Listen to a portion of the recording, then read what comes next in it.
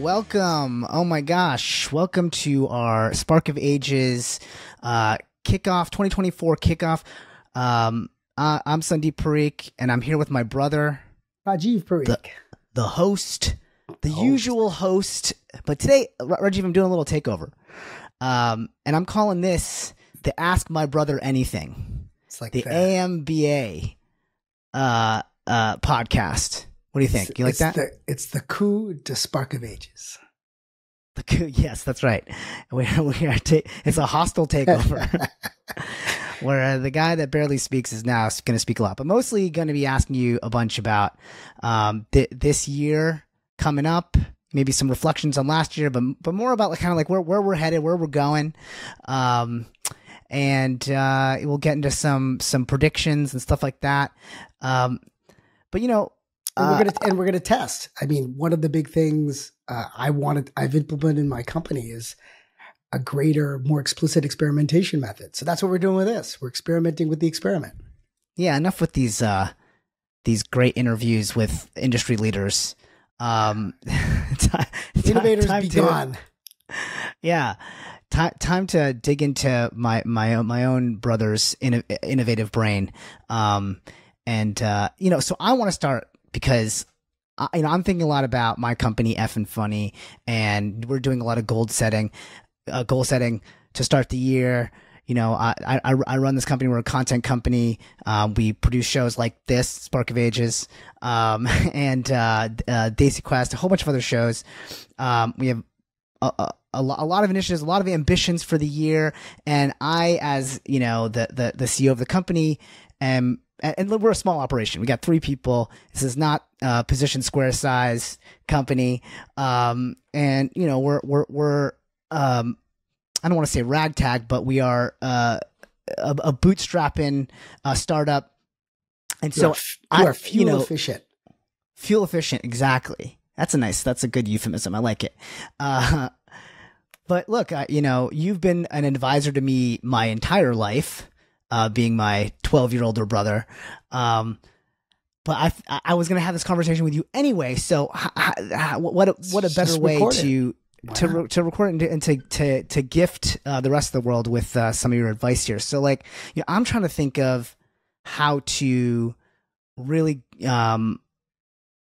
approach goal setting in a way that and really bring some cohesion to the team. We're a small team, but do you have any approaches or do you have any tricks or tips to how you think about your team and really not just setting goals based on metrics, but how do you get buy-in from the folks in leadership in your company? I find it to be one of the most challenging parts of what you're supposed to do as a leader. It's very easy every day to go to work and just respond to requests from clients or customers or prospects and let things happen to you.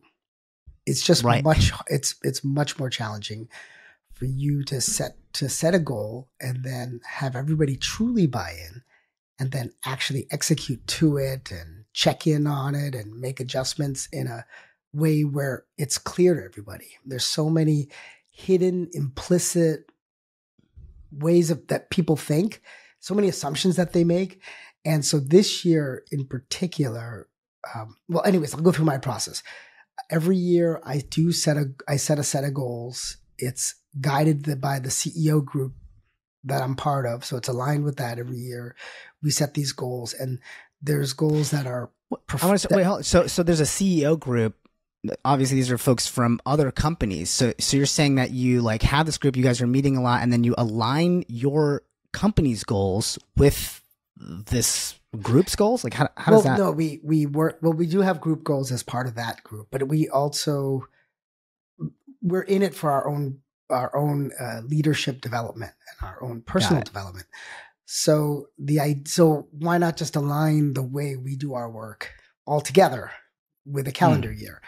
And so so I think it is great to join a CEO group or some kind of leadership group or a group of like minds, because it's easier to learn from each other and motivate each other than simply listening to podcasts or reading the latest HBR article. Not that there's anything wrong with listening to podcasts. Please do. You get a lot of ideas.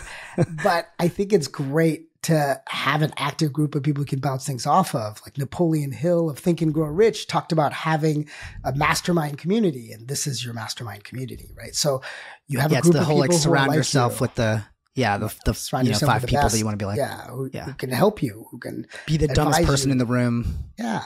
Who can think objectively in their care for you without any, without anything that they, without any hidden agenda.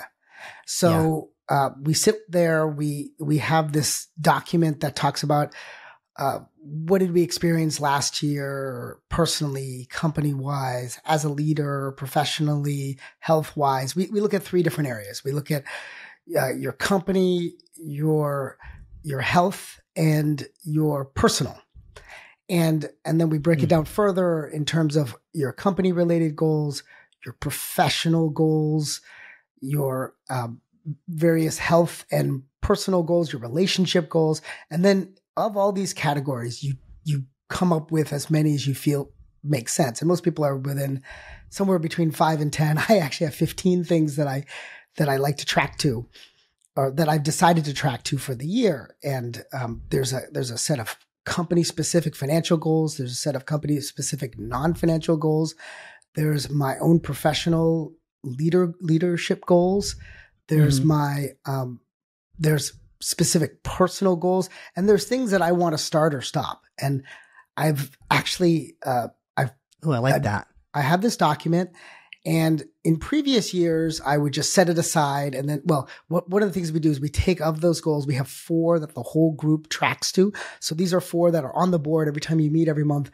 It's all there. But these are personally aligned to, like, it's 4 for Rajiv and 4 for Jim and 4, or is it 4 for Eric, 4 for Bill, 4 for Janet. And they're all different. They're all different. And so, you have to choose, like, one can be a company financial goal, one is a company leadership or non-financial goal, one is a personal goal, one is a health related goal. So, actually, one can be a wild card goal.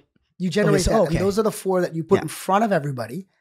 And then per month, we rate them as as green or red, whether we're on track or off track. And then it's like on a board where we all see the 4 that we care to present to the rest of the group. And then the rest of the group asks us how, when we're falling off, how we're holding ourselves accountable. And in and of itself, making it public and having people comment on it. You're going to own up to it. You have to own up to it this month, this meeting. So you kind of start probably to right the ship beforehand, because you want to flip that red to green before you get into that meeting. That's your goal. But you know what? You feel open enough with that group that when you are going red, and many of the group's goals become red because sometimes there's things they can't control or things they've decided to prioritize differently, that they become that way. And then you actively work on them and you try to reframe them. So like, you may have a financial goal, and because of the market or something that happened in your business, you decided, you know what, I can't hit that revenue goal. So you know what, I'm going to focus on my profit goal. And you may turn yourself red on it and stick with it. It's up to you. But so you can trade out. You can trade out midstream if you want, or do you have to if things are changing dramatically, or you can decide, no, I'm going to stick with it. I usually, my method is whatever I've decided for at the beginning of the year is what I'm going to stick to, and if I miss it, I miss it. But it's my way of helping me the next year to set goals that are more achievable, or help me break down. So like if I'm going to miss a particular revenue goal, and I've done this before, I've set goals that are way higher than was achievable for whatever reason. Then I'll go back and I'll use that as a motivator for really digging into something. Is it the way we've set up our new revenue? Is it a way that we've set up our current revenue? Are we experiencing too much churn? Is it, it just, the system it's a services, we're primarily a services company, have a significant technology investment as well. So there may be the company can't handle certain types of clients. So I've used it saying, you know what, I can't handle too many early stage, seed stage clients, because even if everything goes right, it may go wrong. Like we may Right. do a great job in running their marketing campaign, but their management team is not ready, or they're not willing to put down the investment necessary, or they're not willing to make the messaging changes or the product changes necessary. And if you take on too many of those, they'll break your company. So we've moved progressively as a company to larger and larger clients. Got it. And So while it still forces you to taking on ask a these few questions. smaller ones, and it So forces me to think about it. Yeah. So even if you're not meeting it, it's like, it's less about like, oh, it's red and I'm failing. It's more about, oh, it's red and I should be asking myself some questions and getting more curious about, why it's red, or why did I set the goal too high? What was I, what was I thinking then that I know now, that I can do differently. That's cool. I love that idea of just it's not rather about, than it being just, this it's discouraging thing. It's more about sparking beating curiosity. yourself up. It's not about beating yourself up. Yeah. I've for years have beaten myself up. I had a certain plan in my mind. One of the great part about the Spark of Ages is I find that a lot of people were not as planned as I was about the things I was supposed to do in my life. And so when I would miss these milestone points, I'd get very frustrated with myself. And so what I've learned to do, and you've heard I remember that. Listen, listeners. I've known Rajiv obviously my entire life, and I remember you're like, I gotta be, a millionaire by this age. You had all these big goals, and yeah, it would be tough for you, right? Like when that it took maybe 10 more years to do the thing. It's challenging when you feel like you set these expectations for yourself. I think it's much easier when it's about what's controllable. So in school, a lot of things are controllable. It's a defined system. That's right. In that defined system, I can game it to get the A. You know what it takes to get an A. Yeah. Right. Not everybody, but for me, I knew what it took to get an A. And I knew what it took when I would work in different companies, how to overachieve on whatever goals I was given or I had negotiated. In running my own company, I was setting my own rules, dealing with my own challenges. You're the principal. Yeah. You're like I'm missing my own goals. And because I inevitably would set them high like I always did in every other situation, and there was no break. There was no feedback on, no, that's unrealistic. And so I learned how to deal with myself and my own frustration as part of running these goals. And so that's what I do every year. I set these goals, and now I've refined it further so that, like to your original question, how do you take it to your team? I run a quarterly process with every year as a major reset. I find there was a great book called Breakthrough Strategies. I think it's by a guy named Blanchard. He basically talked about how companies spend way too much time overdoing their yearly plan, their strategy and their plan. And they write these elaborate documents, and then inevitably, just like when you get into the field of fog of war, or you get into get in the trenches, shit happens. And as stuff happens, improvise. You gotta change, and it's too wooden, it's too stuck. So really a looser quarterly system tends to work better, where I do have a yearly plan. We all go and put them together, and we put them together with sufficient detail and with multiple scenarios so that as things adjust, we can adjust with it. And then every quarter we reset. So this year we looked at where we were heading, and we came up with eight focus areas for our company.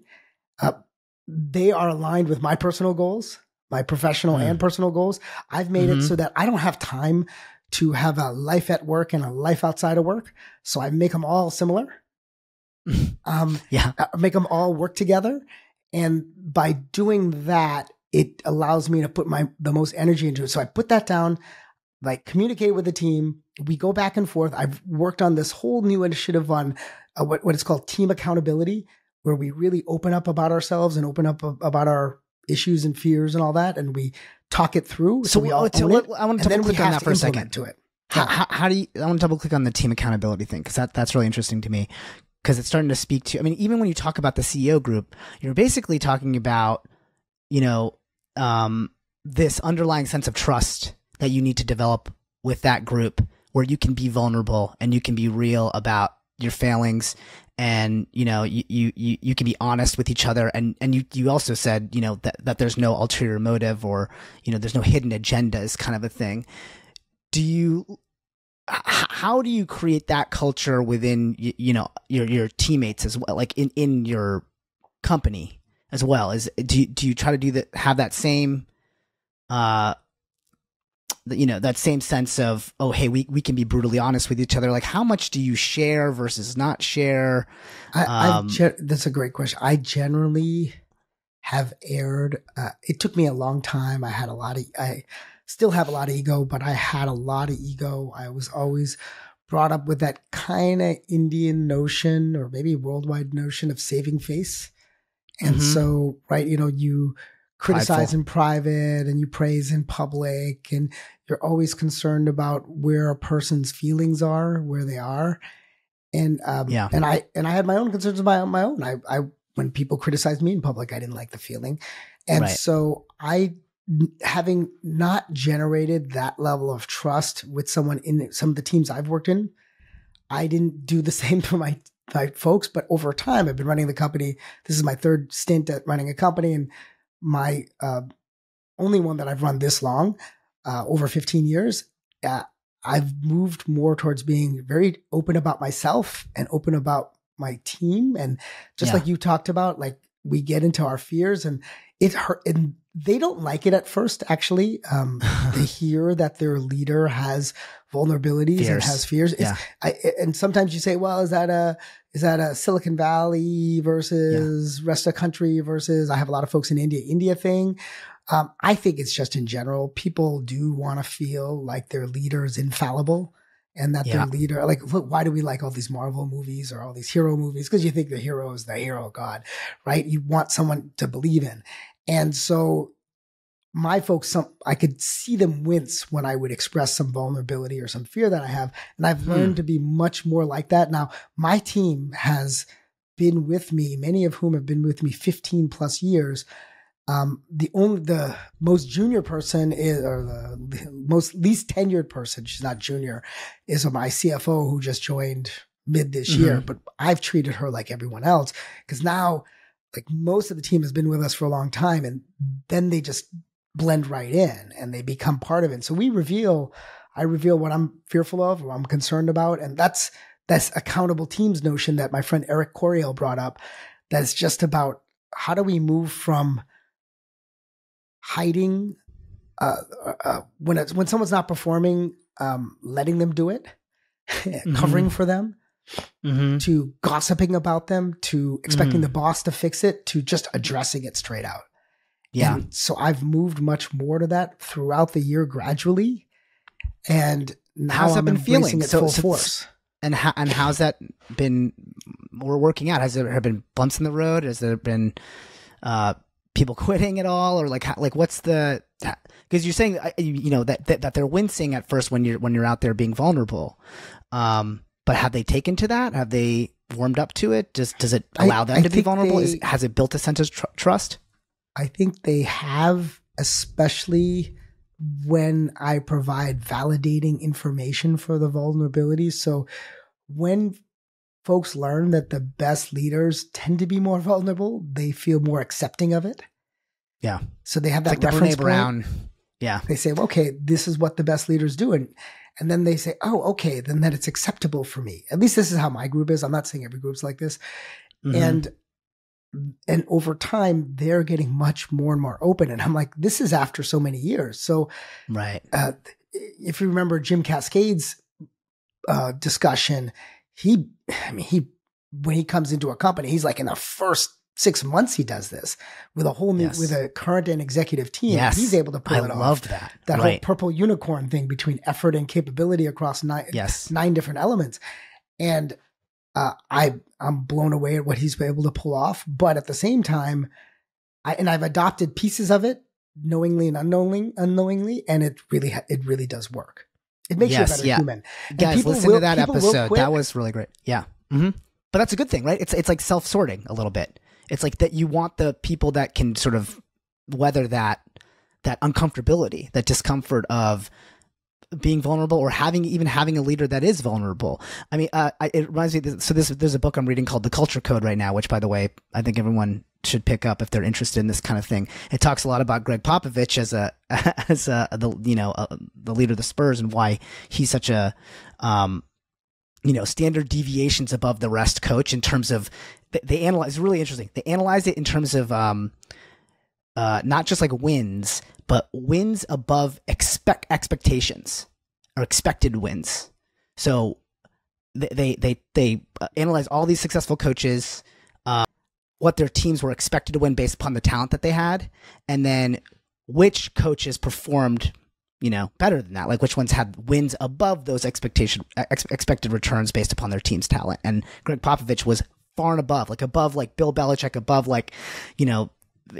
Phil Jackson, like the biggest coaches. And so they beg the question of like, why, right? Obviously. And so they did a deeper dive into the culture around the Spurs and the culture that he promoted. And it was like, what he talked about is, amongst a number of things, was the ability to, because you see him on the court, he is swearing and yelling at his players.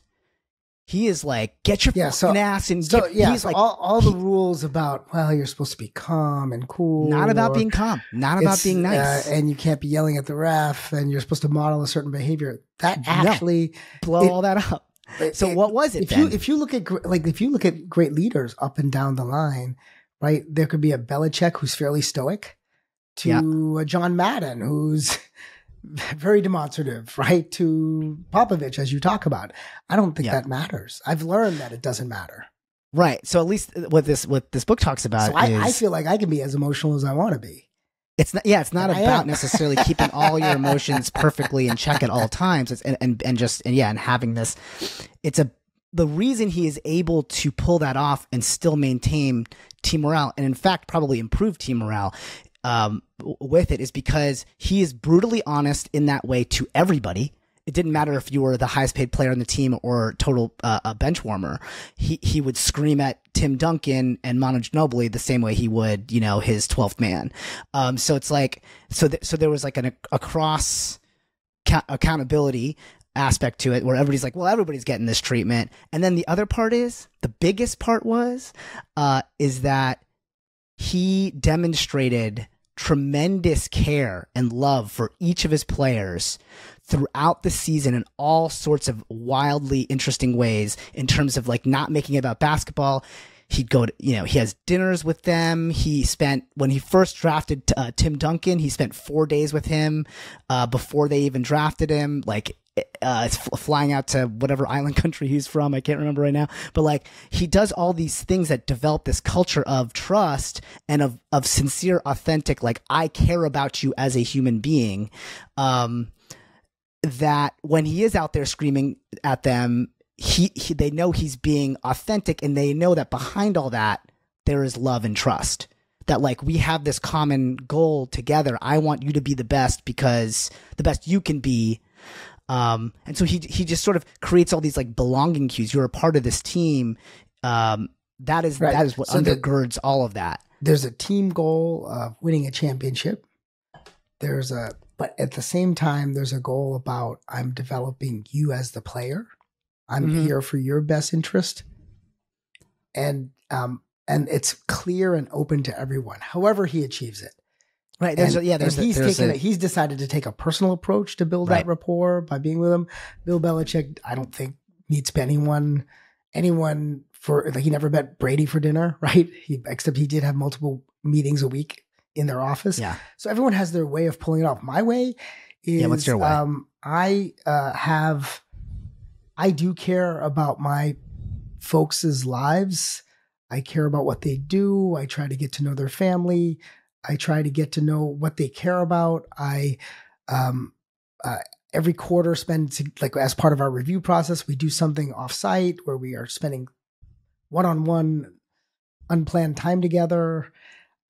That's how I get to know folks. Just sometimes it's just sitting in the car for 6 hours, driving to some safari place and learning about, like, my head of creative. He grew up on a farm and how he lived his life on a farm and what he thought about growing up and how he just brought himself up from very modest means to where he is today. And I just enjoy learning about him like that. So I think everyone's got their method. I'm not saying mine is perfect. I love getting to know them for who they are. And I believe, because my belief is when push comes to shove, anyone can get paid a lot more than they're making in whatever job they're in.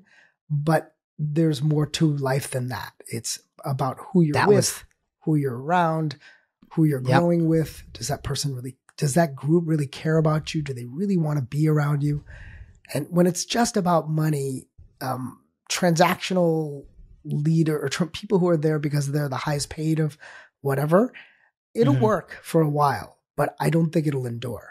It doesn't sustain if you want to. And, you know, that's something we were gabbing about earlier in the pre-show was talking about building the 100-year company versus the exit strategy. I want to IPO and make a bunch of cash kind of. Maybe we can get into that a little bit. Let's get into that after that. I want to ask you one more question about this, which is what would you say is your like percentage split of attention paid to, you know, team glue, chemistry, stuff versus the like client services, grow the business, you know, maybe more typical CEO stuff. And like, what percentage do you think you're at now, and what percentage do you think you're going towards? It's a great question. I don't know how much is spent on one versus the other. I'd say, is it 25, 30% on the individuals versus the day-to-day stuff that you do? But I will say I am thinking about all the time about things to help a person on my team.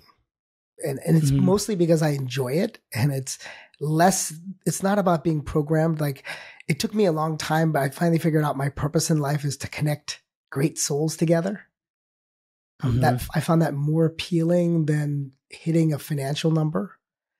And for me personally. And so I get the greatest joy when I see anyone on my team doing really well at anything that they do. It's the greatest. It's like your kids. You feel great joy when you see your kid perform, and I feel the same kind of joy for my own team. So when I see them taking leadership, when I see them grabbing the reins, when I see them bringing up difficult issues and confronting them, I may get annoyed at first because it's not where I wanted to have the conversation, but I have learned to let that happen and respect it. And show appreciation for them when they do that, even after I battle them. So how do you measure or do you even bother to measure to like the goal of wanting to connect great souls together?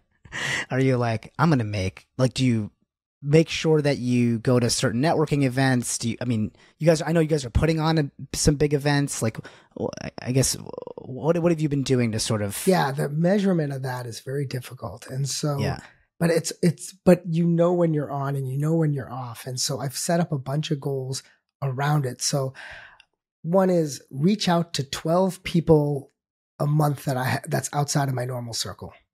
So I know I've gotten to know thousands of people over the years. Randomly call my college roommate, Marty, right? I know Marty. You know Marty. Marty, he's awesome. Randomly reach out to Dennis, one of my best friends in high school that I haven't talked to in 5 years, right? And I'm not going to plan like, this person. Are these reconnections that you're focusing on, or wholly new relationships? Right, reconnections. And then sometimes, because serendipity happens all the time with me. I've put my part of how I've decided to succeed in growth marketing is to build a community.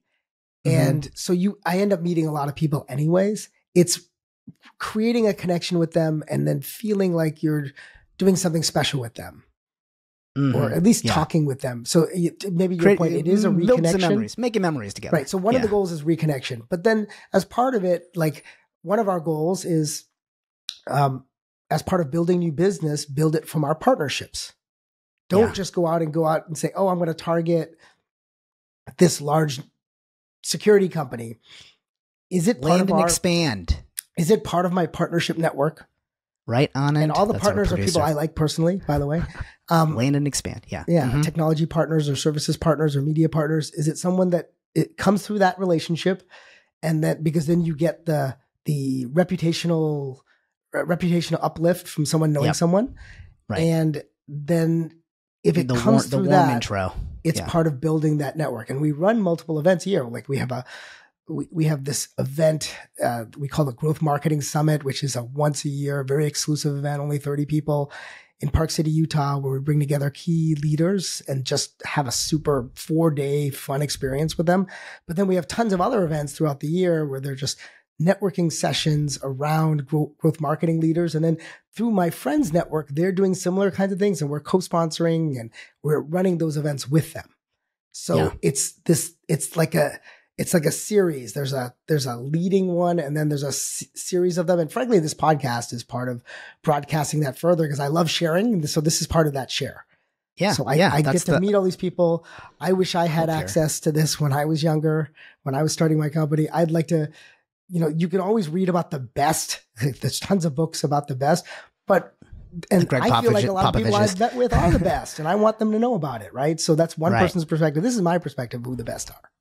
Yeah, when you just mentioned the making sure you do 12 a day or 12 a month, it reminded me of this distinction I heard recently. I can't remember if it was Brene Brown, but it was one of those kind of self-help gurus who said, rather than make sure you know the distinction between a goal and an ambition, and maybe even call that out for yourself. So rather than saying my goal is to make $2 million this month in revenue, because that's not something you can really control necessarily. That's more of an ambition. What is your goal to do that? Well, I'm going to make the 25 calls a week to my network. I'm going to, make sure my health is in order, and I'm going to go running every day. And like, what are the actual concrete things that you have 100% control of?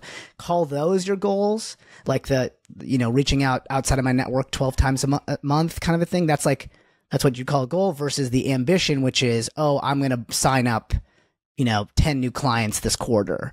And it's fine. Like, label your ambitions, call them ambitions. That is what I'm striving to do. But my goal is this more concrete thing. It was interesting. I'm not necessarily saying you have to do it that way, but I think it's a great idea. I thought it was a cool distinction. I've implemented it in this way. So, I'm taking like a portion. I think there's a tie between activity and results, and you have to do them that way. Like, say you said you want to lose 10 pounds, right? And you think that the way you're going to get there is by running 3 times a week for 30 minutes, right? But at the same time, you're going to eat like lots of pizzas and drink a lot of beer. Right. So I think it's good for you to have the goal of, I want to lose this and lose it at a reasonable rate, specific, measurable, achievable, whatever rate. But you're going to do certain activities, but at the same time, you're not going to trick yourself. So, and I see this in terms of how events are run. A lot of P2B firms run events, and I can hit my goal that I created 4 events of 100 people, but the people who may go there may not be the right quality you need for your company. So you've hit a goal, but it's a fake goal, but it's a fake result.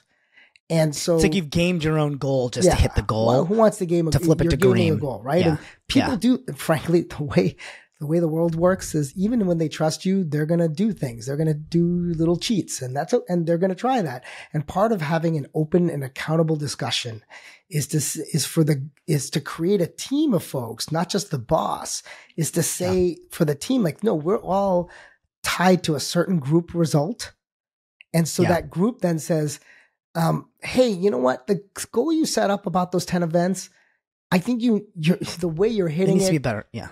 Needs to be improved. And same thing with your weight. Like, it's not hitting a larger goal. Yeah. Right. I'm not going to eat a bunch of pizza. I'm not going to have a pizza every day and then hit my running goal and hit my weight goal. It's not going to happen. Right. So I have a goal to meet somebody. So I put in 3 buckets.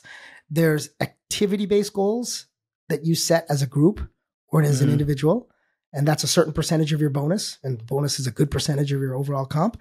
And then there's a middle one, which is your group goal, group financial goal, whether it's, in our case, it's gross margin as the goal. Because it's harder to gain gross margin than it is to gain revenue. And then there's company profit, which everybody shares. So that's 40%, right? So it's 30, 30, 40. So it's going to was activity. What was the second one? Activity-based goals is 30%. 30% is my group's goal. So you group, maybe you're the group that runs paid advertising and you have a gross margin goal. So as the leader of that, you have to make sure you want to hit a certain level of revenue, but you also want to control your costs or keep the costs at the right level so that you're generating enough margin for the business. And then that then ties into a company related goal, because each one of those have to be in balance for them to work out. You could easily blow one away or the other, but if they don't balance themselves out, you're going to hurt yourself eventually. Or even but then you have to have, that's not good enough. You need to have a system or a culture, as you talked about something, a culture where your people feel like they're not going to engage in that hidden code that they have between each other, right? You know what the hidden code is? No. What is that? Well, say you have a set of goals and Anne has a set of goals and Jean has a set of goals and they all bring up those goals. Are you going to critique Anne's goals? Yeah, I guess not. What No. Is that what you mean? Right. That's that implicit, like, there's an implicit, like, mutually assured destruction. If you criticize mine, I'm coming at yours. I'm gonna F with yours. Yeah. Exactly. Yeah. I'm gonna tell you why you're shit. Right. But then if your culture is such that you're like a real team, like a Popovich style team where people are open to giving each other strong feedback that may seem ego destroying on the outside. Right. Then they are likely to critique each other and then say, you know what, I see your goals. I don't see how it's working. Can you help me how you thought about them? Right. Yeah. Like stating where you're coming from and then saying to them, asking them a question. Don't just ask a question that no one can understand. Just say like, hey, here's where I'm thinking. Yeah. I don't see how this connects with this, this, and this. Yeah. Yeah. And then asking the question like, is there something that you're seeing that I don't see? Right. Yeah. Right. Because maybe there is a blind spot, rather than just coming in hard with criticism, but also feeling safe enough. I think that's the thing, is feeling safe enough, having enough trust in the team that, they got your backs at the end of the day, and like being able to create that culture that even if I don't hit all my goals, I don't have to save face. I can actually, I can come to everybody for, some help, ultimately being able to like genuinely, ask, how can I better achieve these goals? Not necessarily having all the answers. I think that, like you're saying, that's the hardest part. That's your ego is there for your protection. It's been there a long time, and it's not a bad thing. It's normal. It's just in the context of a goal of achieving a group result that you should feel emotionally open enough to do that. And I'm not perfect at it.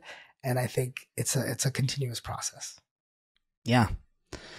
Well, cool. These were a lot of really good, tips, and sort of, it's really just cool to hear your framework of how you run a team. You've been doing it for so long, and how that is just constantly evolving too. Like always remembering, at least for me, that I think that as folks who are leaders or sort of label themselves as leaders, it is easy to get into this mindset of like, you got to have all the answers and you got to show all this confidence and you can't show any cracks in the armor kind of a thing. And it is like, you need the constant reminder. It's not just hearing the one podcast or the one seminar or reading the one book. It's like this constant reminder that is actually okay and often beneficial to show your cracks in the armor, as long as you still maintain, I think, a sense of purpose, a sense of group purpose, and that you can, sort of create a set of values and actually model how you live by them. I think to your point, like if you get to the point where your group truly trusts each other, knows the issues that you're trying to work on, then you project. It's easier to outwardly project confidence because you trust the other person on your team. Like, think about any game that you've played. When does any kind of group sport that you've played, when do things get screwed up, right? They get screwed up. It's like when you don't want to pass the ball because you don't trust that the guy's going to do the right thing with it. Yeah. You don't trust they're going to pass the ball. You don't trust they're going to make the stop. You don't trust, like, what you're doing on one side of the field is going to work on the other side of the field. As soon as you trust your team, then they may and will screw up, but at least you know that they're competent and they're trying their hardest, and that you've worked things out to the best of your ability to make it happen. So I'll say, in addition to what you're talking about, set these goals and how we run them, we have frequent meetings every week. We have a leadership meeting. I have one-on-one meetings once every couple weeks, at least for 15 minutes with everybody. So there's a whole bunch of ways of reinforcing it. But I, like you say, I am much because I'm running a services firm, and even if I was running a tech firm, I'm very heavily client centric. I'm in front of clients and prospects all the time. I know I have to bring in a lot of the biggest clients and the biggest relationships, and I'm happy to shoulder that, knowing that my team is going to take it and drive it.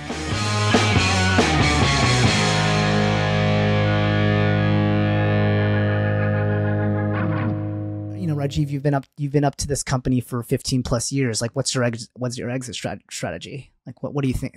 How are you going to golden parachute your way out of this thing? I'm amazed about it. And I think it's a fair question, because I sit here in Silicon Valley, and in Silicon Valley, people think about 3, 4, 5-year plans. Rarely does someone think about a 10-year plan unless you're investing in a venture capital fund. And most people think about exits, and they think about entries and exits because it works well out here to think that way, right? Because you're driving to an outcome, and that outcome usually, like, people aren't scalable between one milestone to the next. Like, someone's an early stage person, someone's a mid stage, someone's a large kind of company person. So then they wonder when they see me, they're like, you seem like you know what you're talking about. Why are you still at the same thing, right? And because there's this expectation, like, well, this originally was venture backed, now it's not venture backed. You guys you're owned by really nice, friendly investors, great people. Why are you doing this? And I think, for me, that doesn't answer it right there. Is that it's owned by friendly, nice people? They do expect a return, and I will get them a return in my own way. Yeah. I think the part that maybe I'm projecting too much, in that they look at my face and they're like, "Oh, you're old. Why are you still doing this shit?" Or it's some other thing that I. But for me, it's more about. Yes, when I started Position Squared, I thought I would do it for about 4 to 5 years, and I would sell it or grow it or get it to a point where there's an outcome and an exit which fit along the typical venture capital guidelines. And as I got into it, and this was the construct of the business, I picked something that I would enjoy doing. I love marketing. I love thinking about things in a structured way. I like technology. And in this job, I've been able to work with marketing, technology, innovation, growth, and I get to do, like, I enjoyed my MBA. I get to do a business case every day across multiple businesses, across my own business. And I actually like the people I work with, and I still like them. And so I haven't felt the need to go start something new, because I'm having so much fun with what I'm doing with.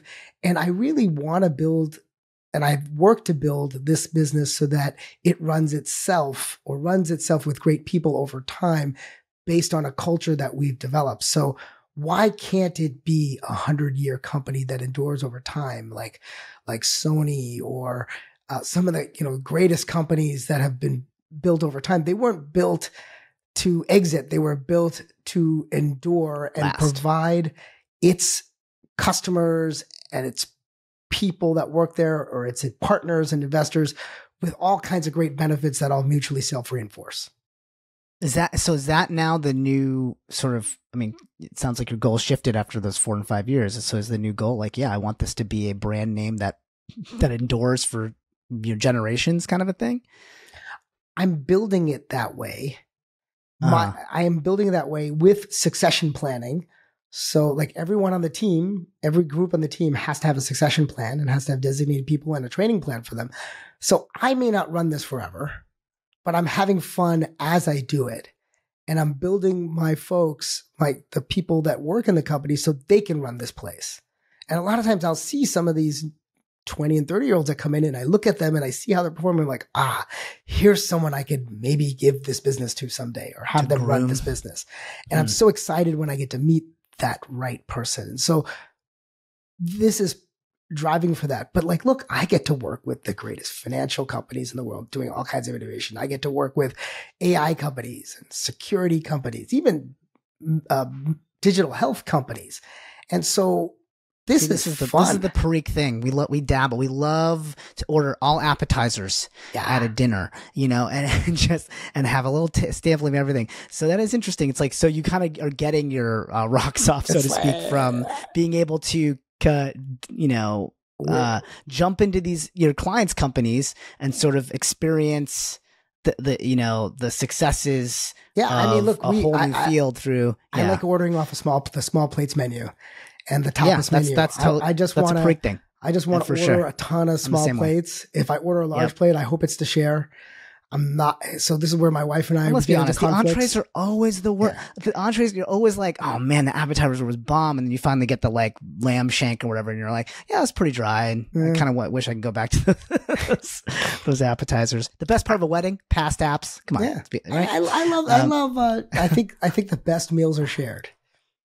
I think all restaurants should go family style and just let us share off each other's plates. I think so. This is like your way of being able to run a family style business. Because listen, I always thought that too. I mean, when you started Position Squared, I always thought, oh yeah, this digital marketing company. I just always assumed that you were going to be this like product guy. That's kind of like that it was going to be more about making a cool technology that explodes, and so that maybe you do this for a little while and get out. But and maybe if one of those products had exploded, maybe it'd be a different story. But what I've built with the team and the clients over the years is multiple great initiatives that are mostly services oriented that we've built technology around. And I could see with what's happening in AI and these large language models, something that we're building today that could explode. But I've worked around many technologies that have exploded, not one that we've built ourselves, other than our utilization of them for our clients. So it could happen. And maybe then there'd be some other thought. I can't forecast, but probably not. I'd probably have so much fun doing that. I'd probably adjust to it and enjoy that next rise.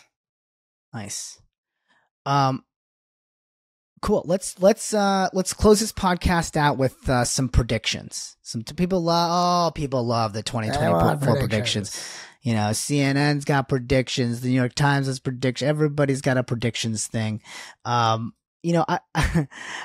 guess I wanted to do something a little different than your average bear on that, and I'm going to give you a prediction, okay, from a source. Are you going to do this versus ChatGPT like you did with John Miller? Well, first of all, I did do a ChatGPT. I asked ChatGPT to predict 2024. But it was so vague. I mean, we could go through like what their things are. Let's see here. Because all it did, ChatGPT, here's what it spit out. It was like, technology, advancements in AI and machine learning could lead to more sophisticated and personalized digital assistants. Environment and climate change. I can't believe that. If it's like social and political trends, potential shifts in global political landscapes, which with elections in key countries and the US might change in international dynamics. And I'm like, that's not really a prediction. That's sort of like, there are elections coming up. Like they didn't say like, oh, Putin's going to lose the war in Ukraine and he's going to be taken out. No, it's not. Yeah, because the concern is that if it starts predicting that way, that it'll want its predictions to come true, and then it'll start, becoming sentient enough to make sure that to enable that. That'd be so cool. Scary but cool. Yeah. I mean, I was going to basically just pop open some of these other, this like a CNN prediction. Let's do it. And just see what you think about what their predictions are. We can rate their predictions, basically. I think that's more fun. It's more fun to be the peanut gallery. Yeah. And maybe we can also hear what, of course, where you're thinking. Do you think the Patriots will have better than a 4 and eventually 13 record? I hope so, man. Okay, let's start right there. Is Belichick coming back? I hope. Are you on the? I hope so, but it looks like no, because Kraft is so good at subtly putting out messages. Interesting. I feel like he's coming back. I want him to come back. I feel like they're not giving up on. I think he's got a great defense, a good culture. He screwed up on offense. He's going to get Josh McDaniels back somehow, some way, and things will right itself. Okay. All right. Let's we have our hope in I hope in February the there. Niners win the Super Bowl. That's the other one. I've already bought my tickets. 2024 is going to be the year for me of trying to figure out how to engage with the news cycle enough to know what's happening in the world, but not so much that it drowns me in all that's happening. Because there's obviously it's election year. The last time in 2020, we were you and I were so into it because, of course, of our political leanings. And we definitely wanted that to happen. And then we've had this, at least it took me about a year to get off of minute by minute news. And I kind of want that. I want that to continue.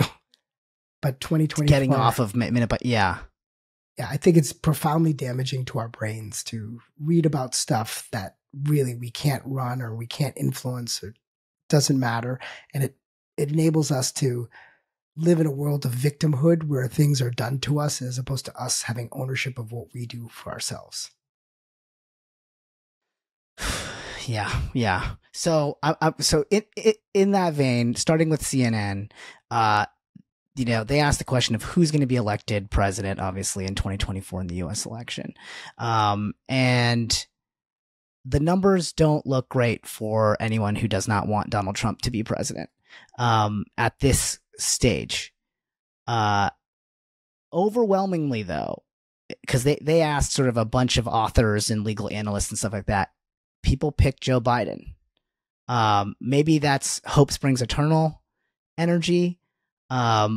What's your take on that?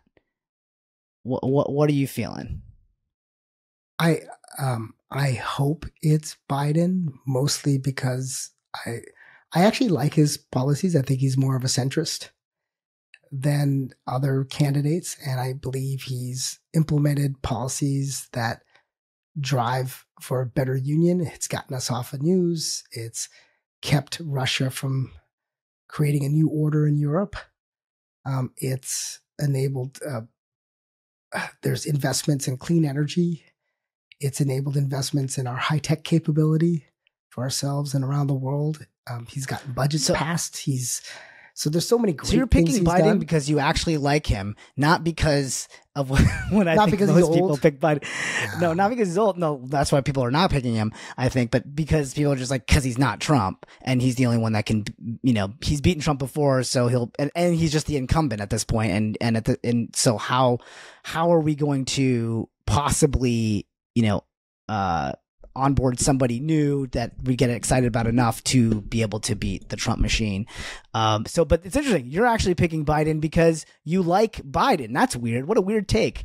That's I like Biden, and I do believe that if you're healthy and you're 80, you can get to 100. Somehow Warren Buffett's still running his company. His partner, Charlie Munger, didn't die till he was 99. And he was still going strong all the way to the end. And I think part of being president is about having a great team. And whenever I've seen the Biden administration run into any difficulties, they've got a well thought through plan for how to execute. And I know if we ever publish this, that'll be hard for a lot of people to accept because I do read the Wall Street Journal and the Wall Street Journal comments and editorials. But if you looked at it objectively versus other leaders, because of his 40 plus years experience in government, he's able to move at a rate that most people can't because he's seen so much. That's true. He's a wealth of information. Can he access that information quick enough in his brain? That's, I guess, the question. So part of it is having, but it's having a great team. It's having a great team. Having a great team. Absolutely. Having the right culture. Right. The only downside, I'd say, is the only potential for him to lose. The big potential for him to lose is if Trump somehow gets excluded from running the election because he's convicted of something, and Nikki Haley runs against him, and she is a very good debater, speaker. Yeah. I'm glad you brought that up. Here's my bold prediction. It is that Donald Trump, something happens with Donald Trump and his convictions and he's disqualified. And then maybe something happens with Joe Biden where he actually has to retire. And it ends up being Kamala Auntie versus Nikki Auntie. There's two half-desi women head to head.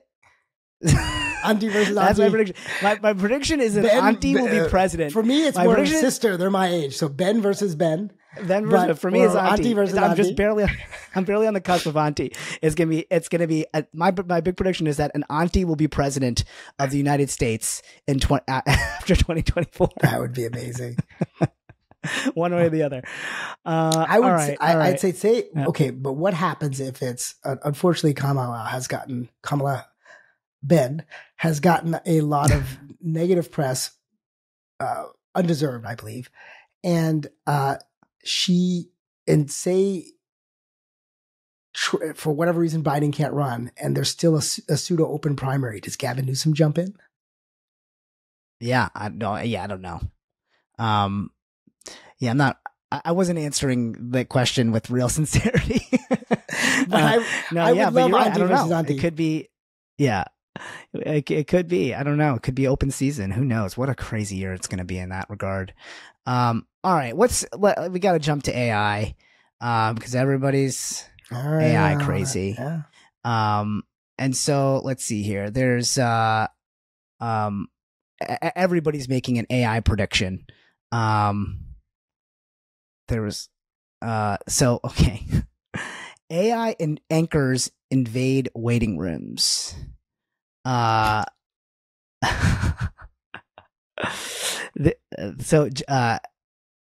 Basically that this is from wearedevelopers.com, this random website that I found, but that generative artificial intelligence is going to create entire personalized movies is one of their predictions.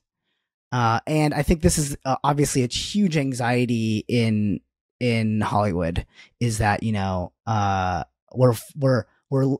we always felt like we were the safest ones because we were the creative ones. And it's like, we'll never be automated out of creativity. That's the thing that you need humans for the most. Now that there's all this fear around, AI being able to literally generate, scripts and, or totally impersonate actors. What do you think? What's your AI? How is AI gonna most impact us in 2024? What's your prediction? Well, for my business, AI is crucial because it, just like your business, in the creative business, we're already doing a lot with AI-based messaging. So for us, we use it to ideate. We don't accept it, whatever it says straight up, but we use it to ideate. And we use it to validate for data and use it to solve problems. So for the creative side, I can't imagine a great blockbuster movie or a great artistic movie being created primarily via AI. I could see just a run-of-the-mill formulaic movie being done via AI. Which is a lot of jobs. It comes up with amazing ideas. It does come up with amazing ideas, images. Yeah. Yeah. A lot of garbage. It could do a reality show with. I could see a reality show being created by AI. I didn't complete the thought here, which is what we are developers were talking about. Sorry, which was that the whole thing about the AI anchors invading waiting rooms. So their prediction was that news will be AI generated. and the person telling it to you will be fake. Sort of tripling or quadrupling down on the authenticity of the news and fake news and fears around that. It's already in the New York Times. So the New York Times lawsuit against OpenAI is about copyright violation, and that their models were being trained on unauthorized use to the New York Times, right? The New York Times, when it puts out its content, it's for your personal use. It's not for your professional use. They used it professionally. So when they said that AI, when they would have ChatGPT 4 Turbo produce an article versus a typical New York Times article, they looked almost the same. And so that's already possible today. In fact, Google is talking to various news publishers about their use of AI, using their content to train their AI to produce the content. So that is absolutely doable. I could see you write a base article, you write an outline of what you want to get across. The article self-generates itself, and then you get a bunch of options, and you pick.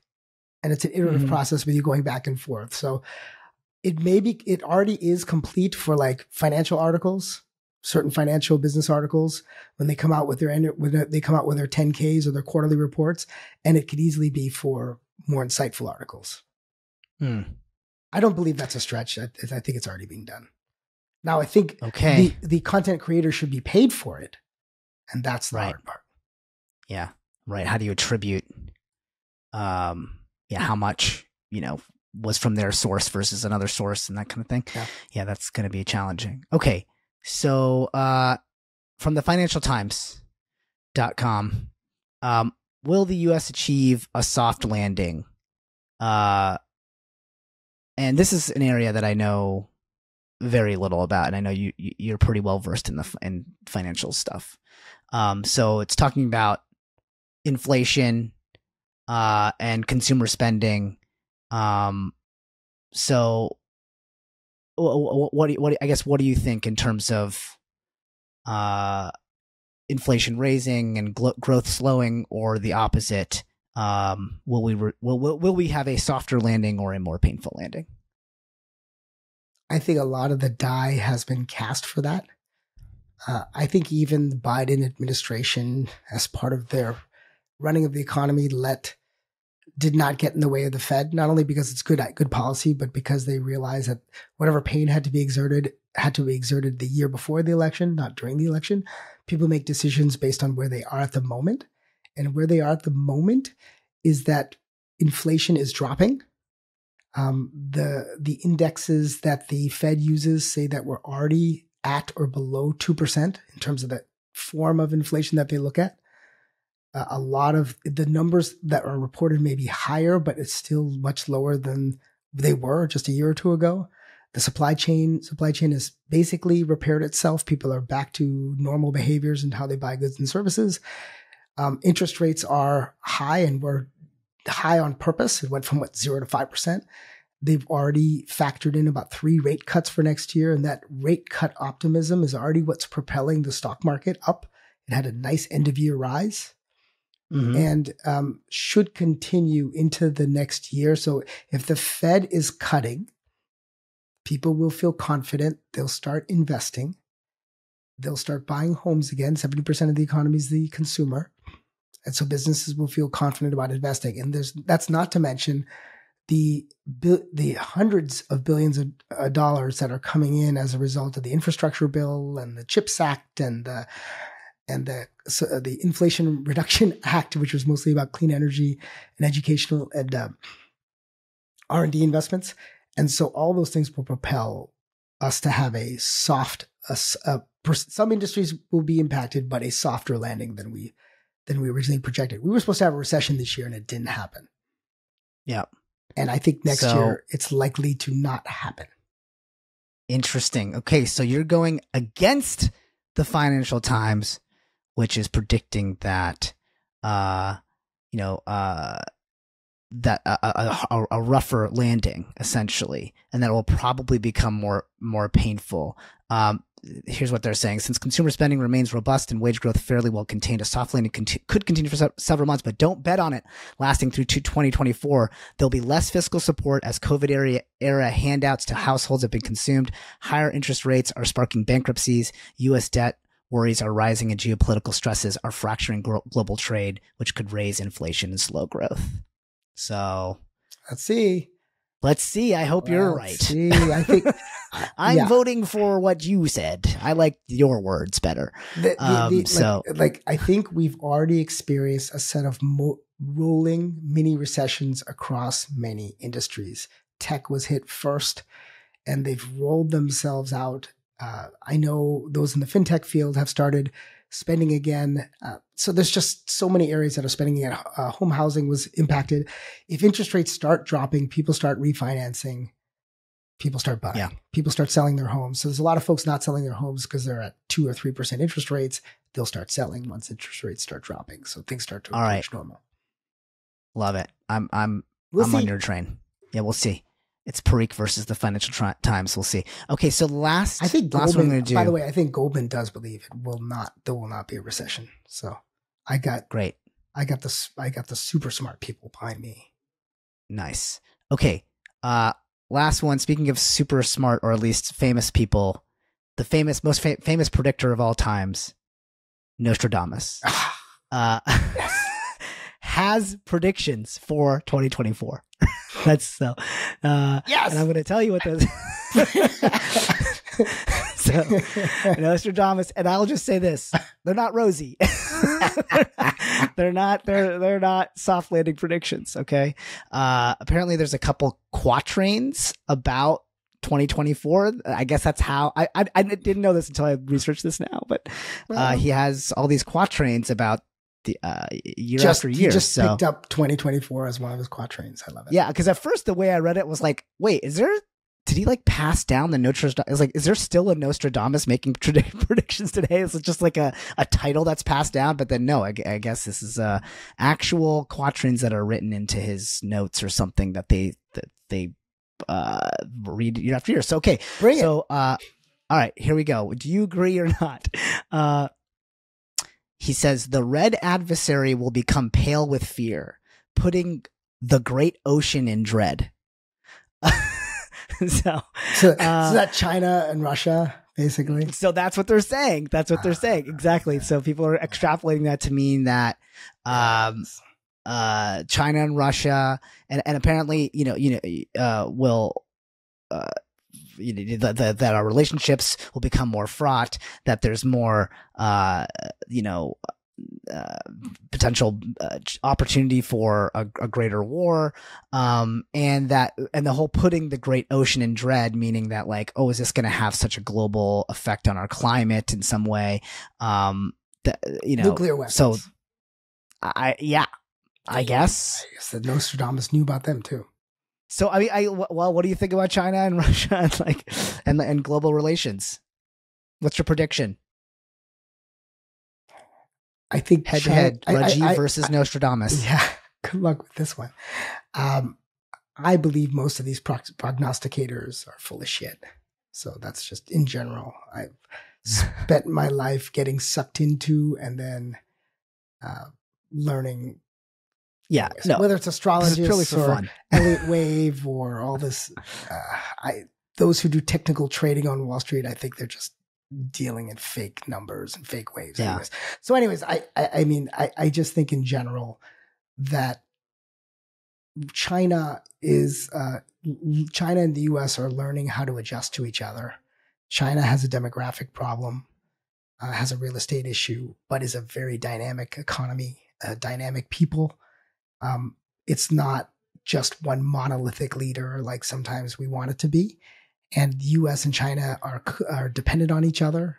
China is still the greatest manufacturing power in the world. The US is one of the greatest IP destinations and services entities in the world in terms of consuming all this. And the countries, as they grow, will find a way to work together. So, and that's already happening. You hear about increasing contacts between Biden and Xi's administrations. So that's less likely to go badly, but you never know if China gets if they see an issue with their economy and they need a distraction, then Taiwan is a ready distraction. Yeah. Russia, but whether they actually want to go to war as a country, they have not The U.S. has gone to war much more than China. Much more than China. Yeah. So let's see. Russia is obviously has placed their bet, and they are having a difficult time of it. They are projecting strength when they are dramatically weakened. We've seen that they have depleted a lot of their most sophisticated weapons in a war against a much weaker power on paper. And so the hopeful thought is they come up with an accommodation across this stalemate. It could go badly. But I'm more confident that, like right now, oil prices are what, $70 a barrel? Supposed to be 100. Supposed to be 100. It's supposed stuff to be that 150. You know. It's actually gas prices in California are $4 a gallon. Around the U.S., it's in the threes. So it's not what it was supposed to be. It's not at the 5 or 6s. So somehow the world has found a way to manage through it. I did notice yeah. So gas prices are actually down this year for Biden since the beginning of the year. And that's the thing people notice.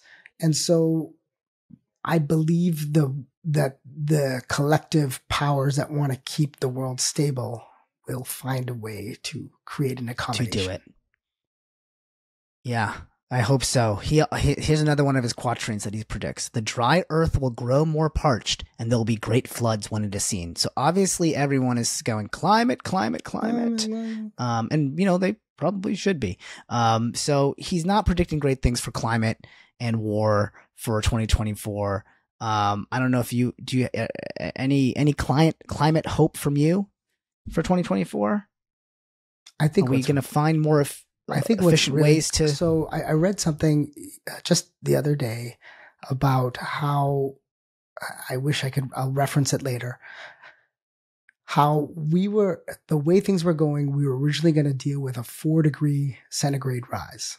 And because of all the collective action by the world, and eventually that now we're looking at more like 2.5 to 3. Still very bad, but it's progress. And with the U.S. taking leadership, with Europe's continued leadership, and even China actually has 40% of the cars that they sell today are electric cars.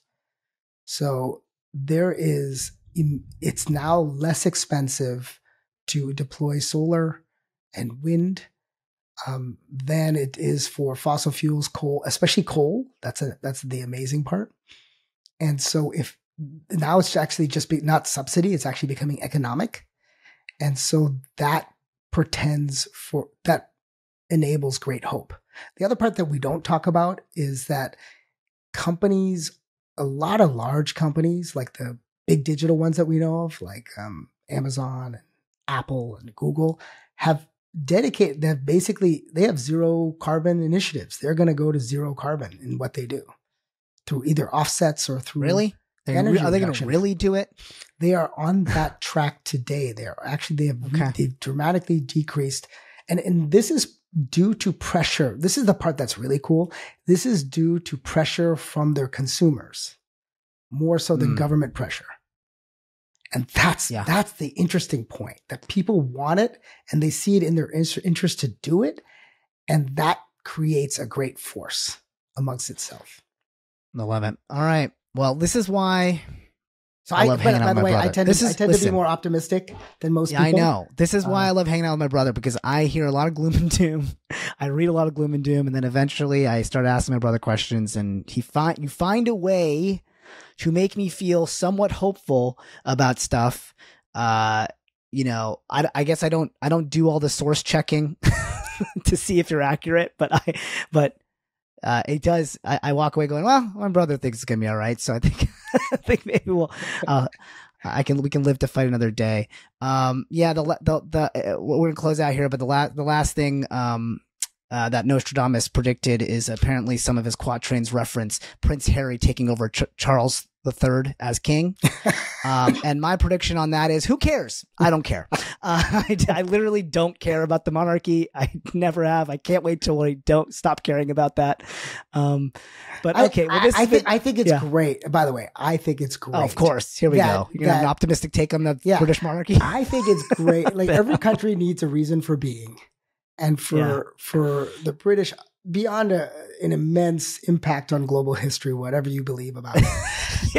Yeah. They have a cultural touchstone of their monarchy, and sure, it's interesting. And look, a lot of the American democracy, right, from 1635 Magna Carta comes from English derived law and the way precedent runs and the way the people run things, even in the face of a constitutional monarch that eventually became totally people run. So a lot of there's a lot of course, tough history, but there's also some great things from them. To put it mildly. And every country needs a reason for being.